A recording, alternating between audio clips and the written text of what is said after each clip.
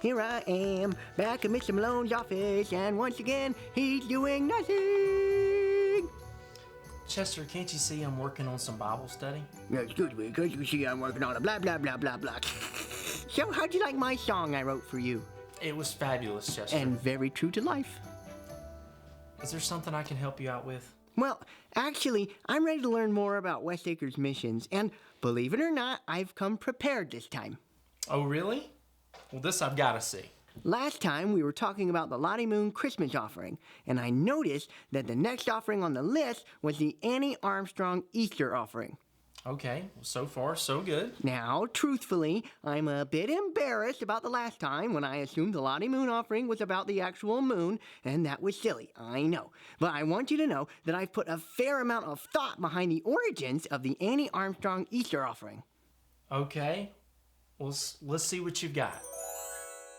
Right, so I figured that this Annie Armstrong must have been like a powerful frontier-type cowgirl. You know, with huge arms and muscles. That's why they called her Armstrong, you know? Anyway, she was so powerful that she used her strength to, get this, chop down trees and build houses for the homeless and spread the gospel of Christ. Huh? Am I right? I knew I was.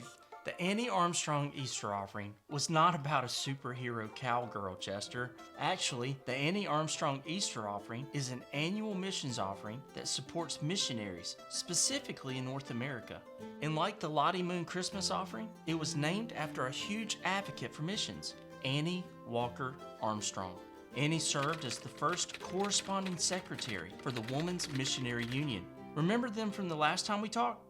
In 1934, the WMU named the annual offering for the home missions after Annie. This legacy still continues to this day every spring, specifically around Easter.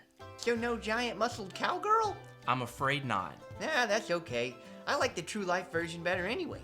It helps me connect to the offering better on a personal level. That's very mature of you, Chester. Wow, it was, wasn't it?